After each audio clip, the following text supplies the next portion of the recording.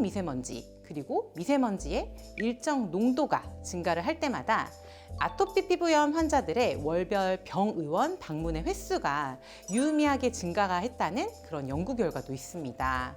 미세먼지가 심한 날은 아무래도 꼼꼼한 클렌징이 필수입니다. 클렌징 외에도 꼭 챙겨야 하는 것이 바로 안녕하세요. 지이톡스 피부과 전문의 손지희 원장입니다. 원장님 안녕하세요. 요즘 날씨는 따뜻해졌지만 미세먼지가 장난이 아닙니다.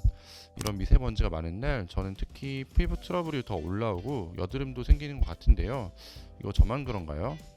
아무래도 뿌연 하늘, 미세먼지 농도가 높은 날이면 피부에 안 좋은 영향을 미칠 것 같다는 느낌이 확 오시죠. 실제로 미세먼지 농도와 아토피 피부염의 상관관계에 대한 논문이 발표가 될 정도로 미세먼지와 피부는 밀접한 관계가 있습니다. 원장님 그러면 미세먼지는 정확히 뭔가요? 미세먼지는 직경이 10마이크로미터 미만, 0.01mm 정도인 작은 먼지 입자로 대기 오염 물질의 주요 구성 성분인데요. 피부 속으로 침투하여서 피부 손상을 일으키는 것으로 알려져 있죠. 이러한 미세먼지는 워낙 크기가 작기 때문에 모공을 쉽게 통과합니다.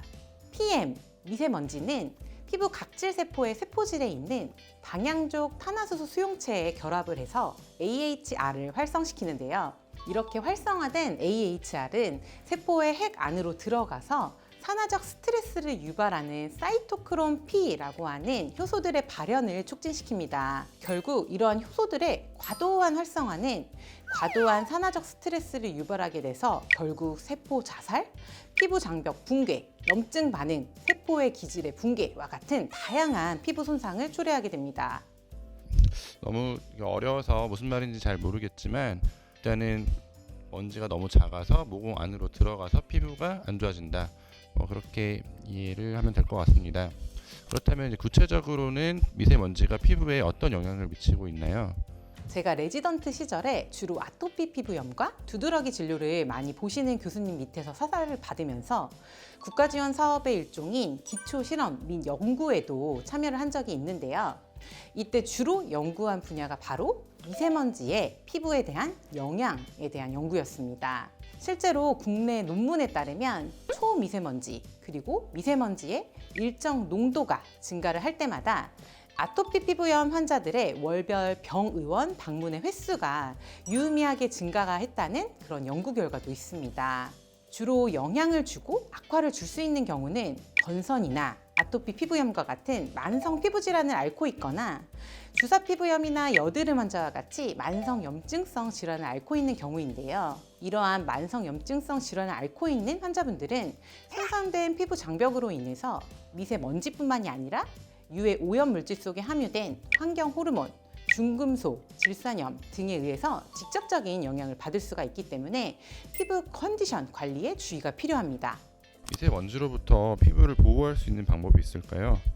미세먼지가 심한 날은 최대한 외출 자체를 자제를 해서 일단 노출되지 않게 하는 것이 제일 좋습니다. 아무래도 꼼꼼한 클렌징이 필수입니다.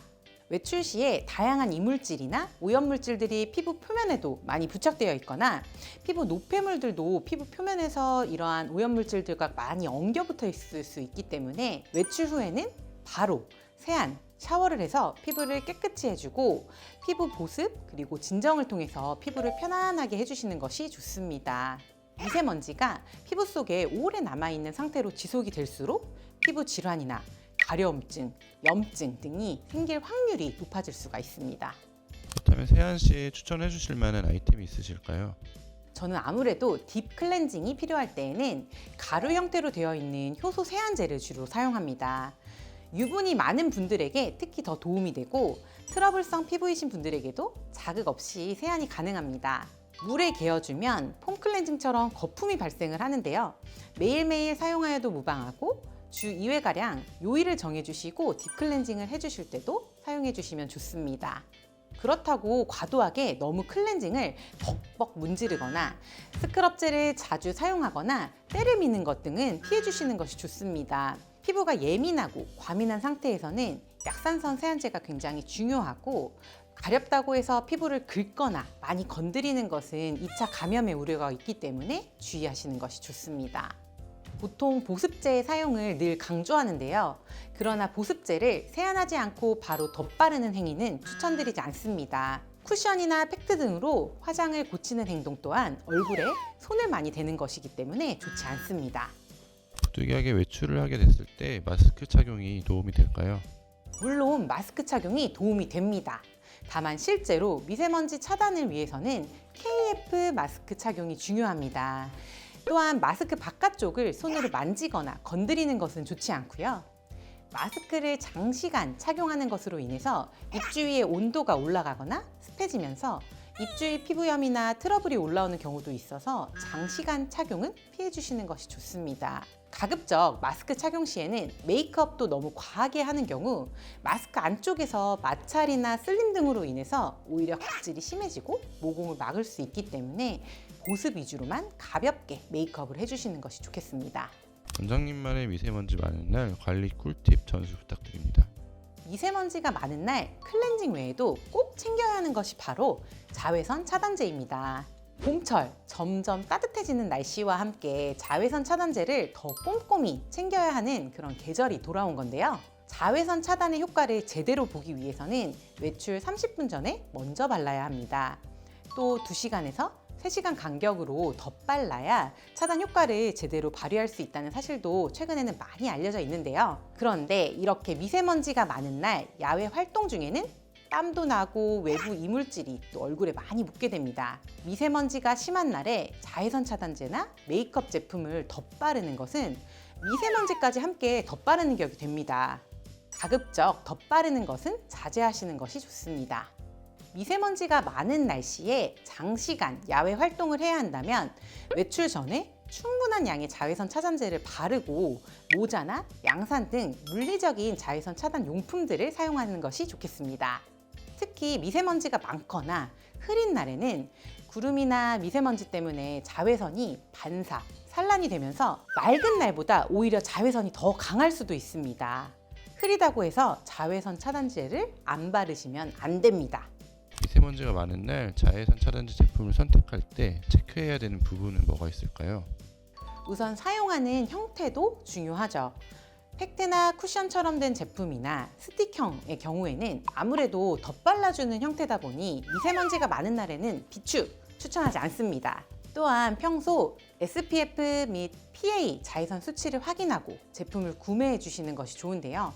평소 일상생활에서는 UVB를 차단해주는 SPF는 15, 야외 활동을 할 때에는 30에서 50 이상, UVA를 차단해주는 PA는 일상생활에서는 1+도 충분하지만 오랜 야외 활동 시에는 PA 2+ 이상을 추천드립니다. 자외선 차단 지수가 높아질수록 효과는 좋을 수 있지만 오히려 피부가 민감하거나 예민한 분들은 이러한 기능성 성분들에 의해서도 자극이 될 수 있기 때문에 굳이 너무 높은 차단 지수만을 고집하실 필요는 없습니다. 또한 많이 아시겠지만 자외선 차단제는 물리적 차단제인 무기자차, 화학적 차단제인 유기자차로 나뉩니다. 무기자차는 티타늄 디옥사이드, 징크 옥사이드와 같은 미네랄 성분이 피부 표면의 자외선을 물리적으로 반사시켜서 차단을 하는 반면 유기자차는 옥시벤존, 아보벤존, 벤조페논 유도체 등으로 자외선과 만났을 때 화학적으로 흡수된 자외선을 열과 같은 것으로 변화하는 과정을 통해서 피부를 보호합니다. 이 과정에서 일부 민감한 분들의 경우 자극이 있을 수도 있습니다. 미세먼지로 피부 트러블이 올라왔을 때는 긴급 처방으로 어떤 걸 집에서 할 수 있을까요? 우선 저자극 약산성 클렌저를 통해서 마찰을 최소화하면서 부드럽게 세안해 주시고 트러블 부위를 가급적 건드리지 않으며 피부 자극을 최소화하는 것이 중요합니다.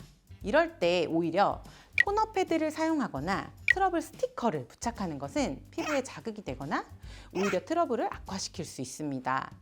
원래 사용하던 제품을 무리해서 갑자기 바꾸지 않고 기존에 사용하는 제품 위주로 보습 관리를 해주시는 것이 좋습니다. 트러블 부위에만 염증 완화에 도움이 되는 마데카소사이드, 병출 추출물 성분, 녹차나 알로에와 같은 진정에 도움이 되는 성분 또는 피부 재생에 도움이 되는 EGF 성분 등이 포함된 제품의 사용을 통해서 스팟 케어를 해주시는 것도 도움이 될 수 있습니다.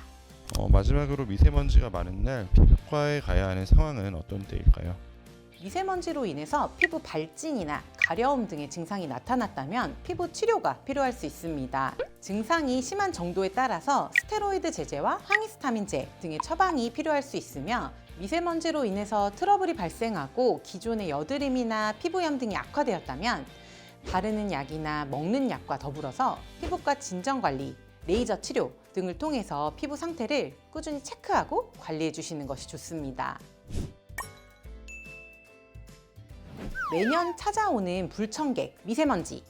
점차 초미세먼지, 미세먼지 나쁨 주의보 소식이 많이 들려올 텐데요. 미세먼지로 인해서 피부 고민으로 괴로운 분들에게 도움이 되셨으면 좋겠습니다. 지금까지 지톡스 피부과 전문의 손지희 원장이었습니다. 감사합니다.